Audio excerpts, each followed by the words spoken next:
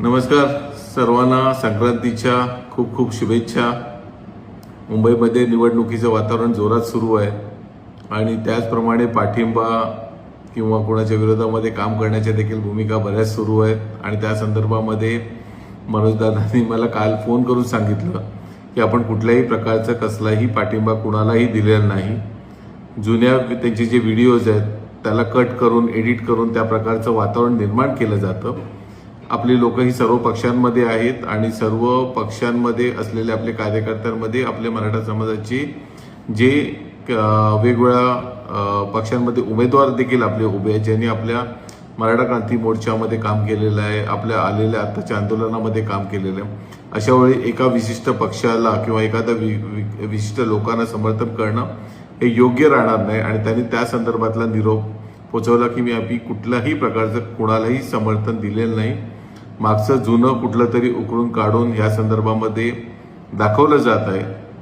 त्यामुळे त्यांनी पुन्हा एकदा मला सांगितलं की तुम्ही सांगा की आपण अशा प्रकारचं कुठलंही समर्थन मुंबईमध्ये कुठल्याही पक्षाला कुठल्याही माणसाला केलेलं नाही। मला बरेचसे 2 दिवसापासून फोन सुरू झाले। काही लोकांचं म्हणणं असं आहे की आपल्याला आताच्या राज्य सरकारने काय केलेलं नाहीये, त्यांनी आपल्याला टॉयलेट बाथरूम दिले नाहीत।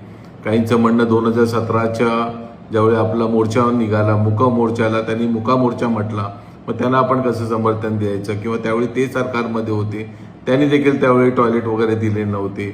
मग या सर्व एकमेकांच्या भांडणामध्ये आपण न पडता मराठा समाजाने जे आपले उमेदवार असतील, ज्यांनी आपल्यासाठी काम केलेलं असेल, मात्र त्याच्या मागे नक्की उभं राहावं आणि या आत्ताच्या सुरू असलेल्या या लढाईमध्ये आपण आपला क्रांती मोर्चा कुठल्या तरी एका पक्षाच्या वगैरे दावणीला न बांधता आपण आपले जे उमेदवार आहेत, ज्यांनी आपल्यासाठी काम केलं त्याच्या मागे भक्कम उभे राहा। ज्यांनी आपल्याला आरक्षणामध्ये देण्यामध्ये मदत केलेली त्या लोकांच्या सोबत उभे राहा, परंतु कुठल्या तरी एका पक्षाला किंवा एखाद्या समूहाला तिथे आपण समर्थन देणं किंवा ज्यांनी आपल्यासाठी जर म्हटलं जातं की तसं काय आपल्याला मदत केलेली आहे मराठा क्रांती मोर्चा म्हणून, आणि तसं जर नाही झालेलं आहे तर मग समर्थनाची गोष्ट येत नाही। त्यामुळे मनोजदादांचं देखील मला त्याबद्दल एक विचारणा झाली की आपल्याला ठाकरेंकडनं काय समर्थन झालं होतं। मी त्यांना स्पष्ट सांगितलं, साहेब आपण मोर्चा आपल्या जीवावरती काढला, जे काय गोष्टी होत्या त्या आपण आपल्या जीवावरती वैयक्तिक जीवावरती घेतल्या, कुठल्या पक्षाचं एकही रुपयाला दावणीला न बांधता आपण केलेलं आपलं काम आहे। त्यामुळे कुणाला समर्थन द्यायचं आणि कुणाला नाही हा विषयच येत नाही।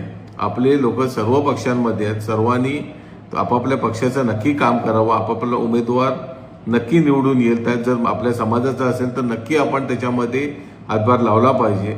एवढंच सांगतो आणि थांबतो की पुन्हा एकदा सांगतो की मनोजदादांचं कुठल्याही पक्षाला कुठल्याही समूहाला किंवा कुठल्याही एका विशिष्ट उमेदवाराला कुठल्याही प्रकारचं समर्थन दिलेलं नाही। धन्यवाद।